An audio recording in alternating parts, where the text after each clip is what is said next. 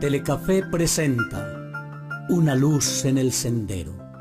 Una palabra de esperanza para un mundo necesitado de amor. Una luz en el sendero. Un cara a cara para vivir e iluminar la oscuridad de la vida de aquellos que amamos. Permíteme orar contigo. Presenta y dirige el Padre Pacho. Muy buenas noches. Hoy nos encontramos con un hombre cuya vida ha estado marcada por el servicio, la constancia y una profunda convicción por el desarrollo social de su región. Nacido en Dos Quebradas, Risaralda, ha construido una trayectoria política basada no en los discursos, sino en acciones concretas, desde el Consejo de Pereira hasta la Asamblea Departamental, donde suma 6 periodos consecutivos. Se ha consolidado como una de las voces más experimentadas y representativas del departamento. Hablamos del doctor Mario Marín Hincapié, un líder que ha defendido lo público, que ha trabajado por el deporte como herramienta de transformación social y que ha puesto el cuidado del agua y el medio ambiente en el centro de su gestión.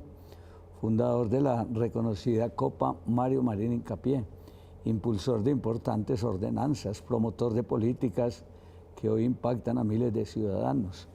Nos acompaña para hablar no solo de política, sino de su vida, de sus proyectos, sus sueños. Qué bueno poder contar con él en nuestro programa Una luz en el sendero. Doctor Mario, buenas noches. Buenas noches, padre. Buenas noches a todos los televidentes, a todos los seguidores de Una luz en el sendero. Muchas gracias por acompañarnos hoy de entrevistador. Ha entrevistado, me alegra mucho tenerlo ahí en el set. Usted nace en Dos Quebradas, una tierra trabajadora. ¿Cómo influyó su origen en la forma en que hoy entiende el servicio público? Es una cosa muy especial, padre. Mi abuela Rosemilia Vargas, que en paz descanse, ella vivió en el barrio La Capilla, y ella, la esencia de ella era el servicio a la comunidad. De hecho, siempre le colaboraba a los sacerdotes, a los párrocos de la iglesia Santa Teresita. Y obviamente, pues yo de niño, ella también me llevaba, y yo veía cómo ella se preocupaba por las personas más desprotegidas.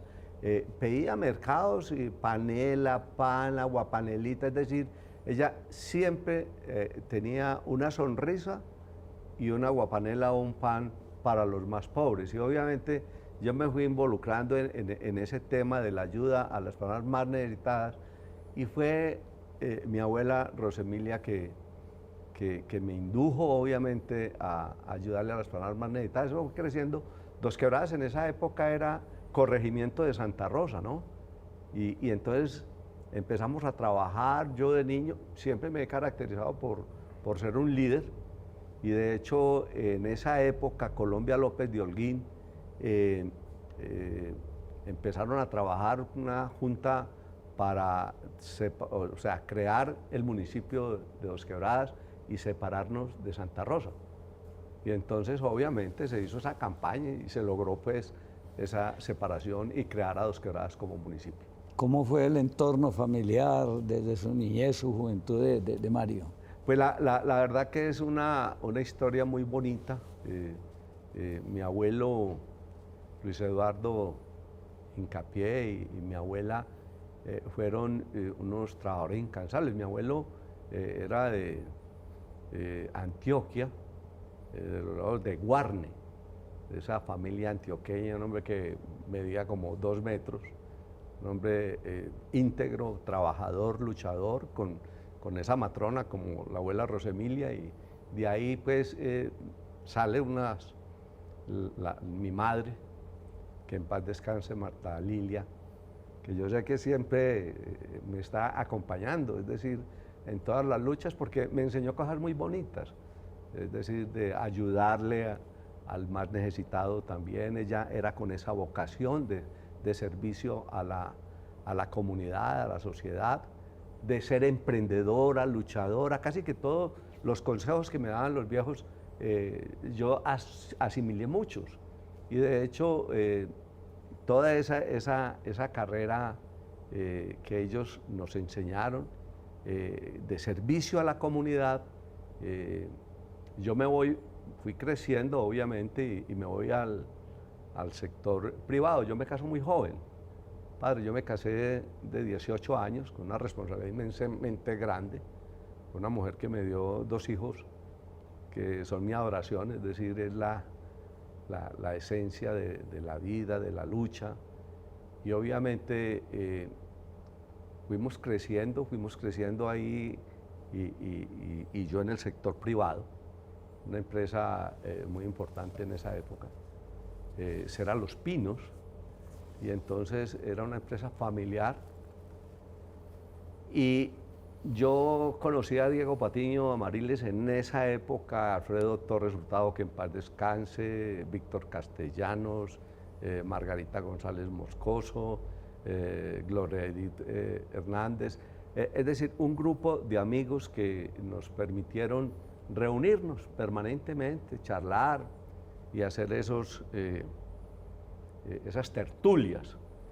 Pero antes de ese, yo tuve la oportunidad de conocer 2 personajes que marcaron mi vida, y ellos son Gonzalo Vallejo Restrepo, que en paz descanse, y obviamente Tiberio Jaramillo y otro Fabio Ríos Morales. Es decir, fueron 3 personajes que marcaron mucho la historia, y siempre las enseñanzas de ellos me permitieron conocer el sector privado, la ayuda a la comunidad, la ayuda al emprendimiento. Gonzalo Vallejo para mí fue un personaje que, verdad, el padre jugó un papel importantísimo. Y ese paso al tema ya público, fueron ellos los que lo fueron moldeando. Cuando en alguna oportunidad de esas tertulias que hacíamos con William Franco, con Alfredo Torres, con Diego Patiño, con los hermanos Ríos, Humberto Osorio, esas tertulias que hacíamos, una vez conociendo a Diego, que trabajaba en las empresas públicas de Pereira, luego lo nombran alcalde de Dos Quebradas. Y entonces, claro, ya empezamos una amistad más cercana, y cuando en alguna oportunidad yo lo llamo, lo visité a él y le dije: Diego, yo quisiera que nos acompañara en la empresa, será Los Pinos, como su gerente. ¿Sí? Y entonces Diego me dijo: no, sí, me parece perfecto. Y hablamos y todo el cuento. Y cómo le parece, padre, que lo logramos inscribir en la Cámara de Comercio, y aparece Diego Patiño como segundo subgerente sin aceptar, porque cuando nosotros hicimos ese proceso, a Diego lo nombran gobernador del departamento.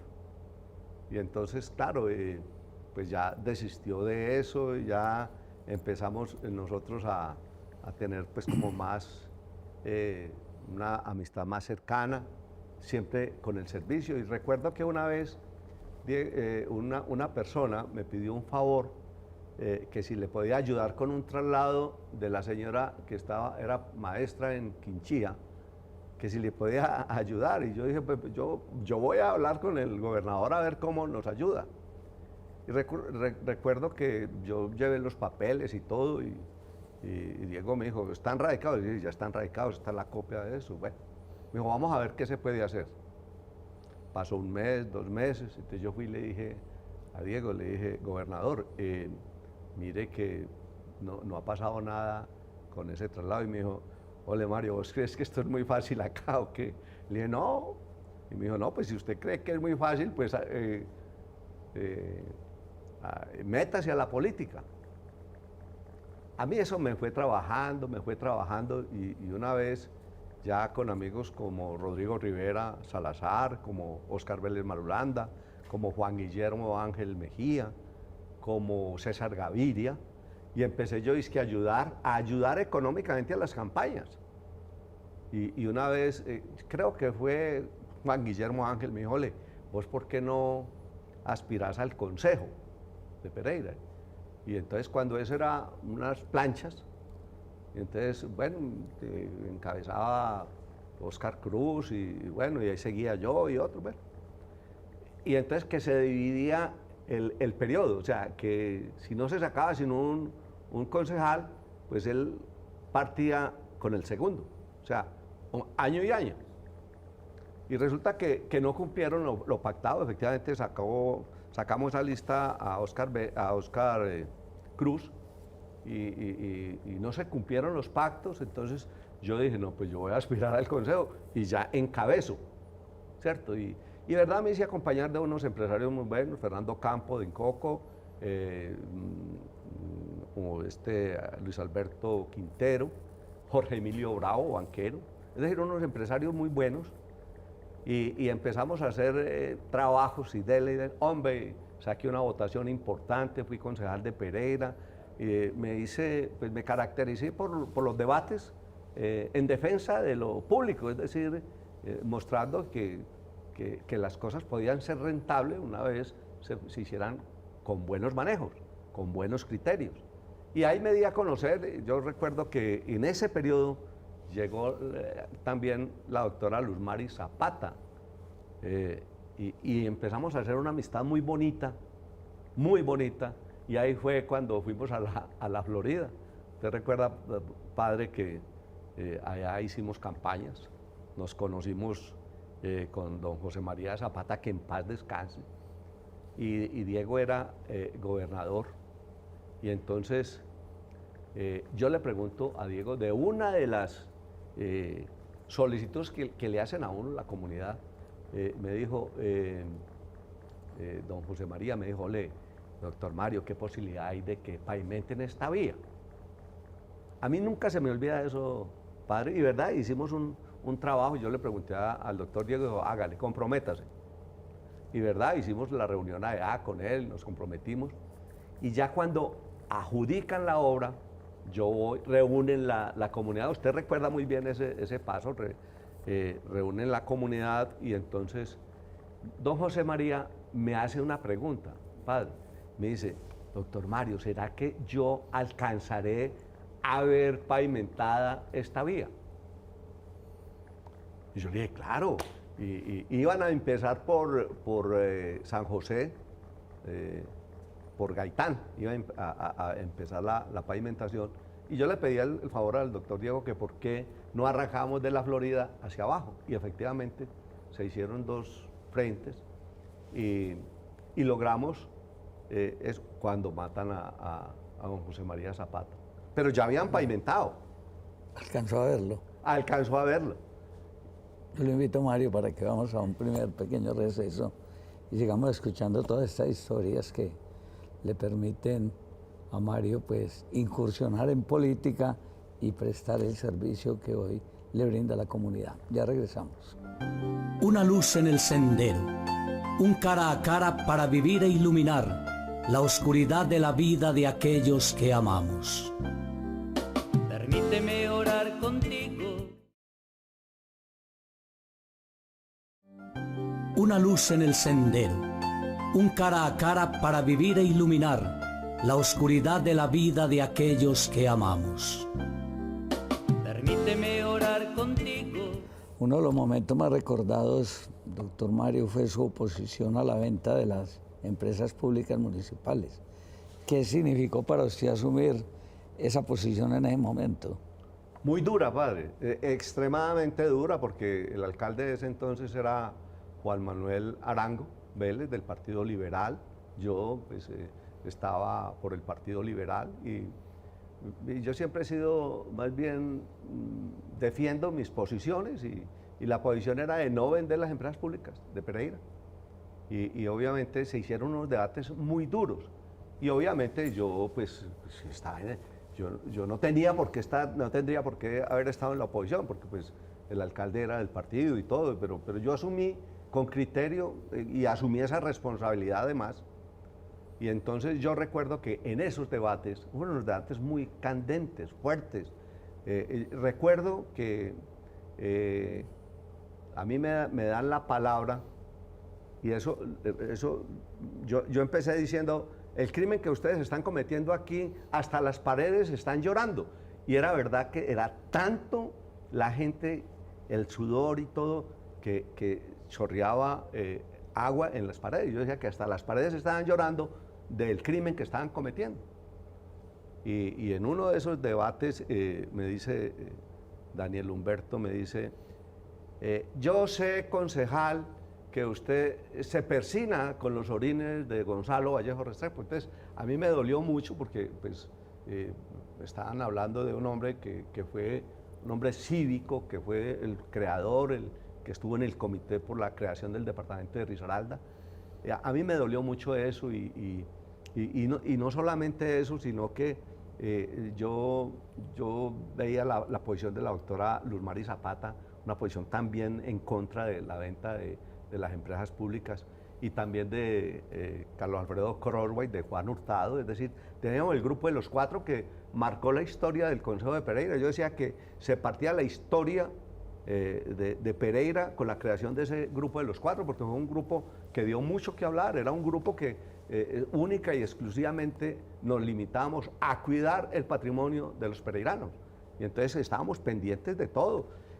Hay una historia muy bonita ahí, padre, yo creo que usted lo recuerda muy bien, y es que entre la doctora Luz Mari y yo pagábamos asesores, entre ellos estaba Walter Benavides, conseguimos a Germán Chica y conseguimos a Gustavo Bolívar.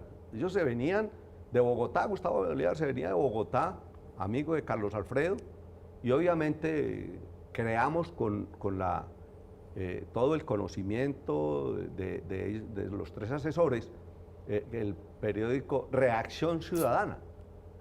Y eso le dolía a los mandatarios, claro, a los concejales y todo les dolía porque nosotros sacamos todo y además escribíamos ahí las posiciones y cómo íbamos a votar los proyectos. La gente estaba informada, la gente le gustaba mucho esos debates y la verdad es que el paso por el Consejo fue hermoso. Yo no estuve sino un periodo y yo recuerdo que la doctora Luz Mari, Carlos Alfredo, Juan, yo les dije, hombre, yo tengo ganas de aspirar a la asamblea. Y varios me dijeron, hombre, pero ¿cómo? Que es que un solo periodo, dese más a conocer. Y yo dije, no, yo creo que es el momento. Y verdad, aspiré y fui la octava votación de 16 diputados, por entonces eran 16. Muy agradecido con ese grupo porque me ayudaron mucho. Juan, la doctora Luz Mari, con el movimiento cívico, Carlos Alfredo Corro, todos ellos me ayudaron mucho y logré hacer un trabajo importante con la semilla que dejé yo en el Consejo, que fue una semilla de trabajo, de liderazgo, de compromiso, comprometido con el medio ambiente, con el deporte, con la familia, y coge y nace la Copa Mario Marín, nace la Copa Mario Marín ya en la Asamblea Departamental y se institucionaliza la Copa Mario Marín y obviamente fue cogiendo fuerza, mucha fuerza, a tal punto que la formación de muchos jóvenes de ahí como José Liberto Izquierdo, como el Cucho Hernández, como Diego Arias, como Rafa Castillo, es decir, una camada de jugadores que entre otras cosas, padre, para recordar, cuando el Pereira desciende, casi la mayoría, por no decir porque Walter la jugó y la dirigió, Walter Aristizábal, casi la mayoría de esos muchachos subieron a la B, fueron a jugar a la B y ascienden el Pereira a la A. Es decir, unos muchachos bien formados. Yo pues, me alegraba mucho porque salieron jugadores, Leo Castro, una camada inmensamente grande. Entonces, encontré un nicho muy importante que estaba desprotegido y era el deporte.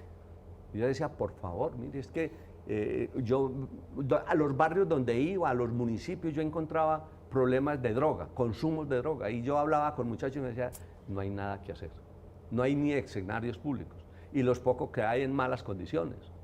Y entonces yo dije, no, hay que trabajar por el deporte, hay que luchar por el deporte.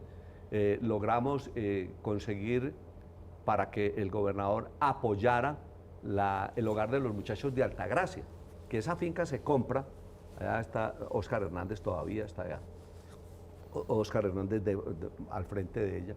Se compra con recursos de la gobernación, se crea el hogar de los muchachos y empiezan a darle oportunidad a jóvenes que vayan a resocializarse, padre.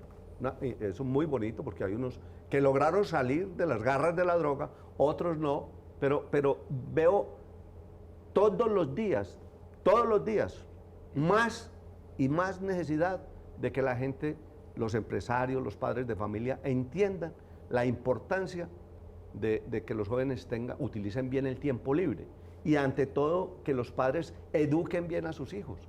Uno le da mucha tristeza cuando ve todo este tipo de cosas y de políticas que verdaderamente no son suficientes para el problema que estamos viviendo hoy de consumo de drogas sintéticas. Anteriormente era marihuana, cocaína y todo. Hoy vemos unas drogas sintéticas que está acabando con el mundo, padre, está acabando con el mundo. Y entonces uno dice, dentro de los planes de desarrollo, dentro de las propuestas que tienen los alcaldes, los gobernadores, un presidente de la República, yo veo que no es prioridad.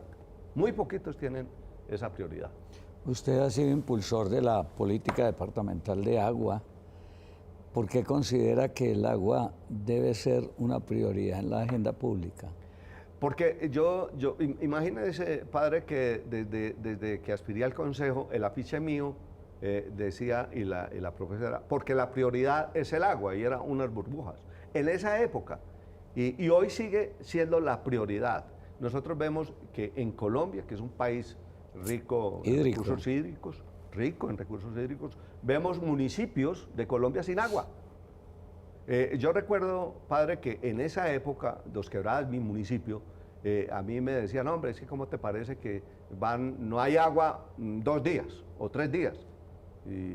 O había un aguacero y entonces había un derrumbe en Boquerón y entonces se rompía la tubería y entonces se quedaba Dos Quebradas sin agua. Y entonces yo empiezo a investigar y digo, Dos Quebradas es uno de los municipios más ricos en recursos hídricos, más ricos. Y me preguntaron, ¿y por qué dice usted eso? Y entonces dijo, con mucha claridad lo digo, lo puedo decir, las aguas subterráneas de Dos Quebradas son, pero inmensamente grandes, y no ha sido explotada. Y me decían, ¿por qué lo dice? Y entonces les dije, vayan, miren una empresa de gaseosas que hay en Dos Quebradas, si tiene acueducto propio, ¿no? El acueducto propio es de ellos, es decir, ellos tienen acueducto porque sacan el agua de pozo, y es un agua muy buena, es agua buena, le hacen el tratamiento y todo, es agua buena. Y entonces empezaron a investigar, resulta que muchas casas de Dos Quebradas, del barrio Valer, del barrio Santa Mónica, de La Pradera, conservan todavía pozo. Y entonces sí, porque tenían la posibilidad de tener motobomba y todo, y sacaban agua. Y entonces yo en esa época hablo con la gobernadora Elsa Gladys Cifuentes y le digo, gobernadora, el departamento tiene unas acciones en la planta de Villa Santana. Voy a presentar una ordenanza para que se le entregue al municipio de Dos Quebradas las acciones que tiene en la planta de Villa Santana y Dos Quebradas pueda tener agua de Pereira.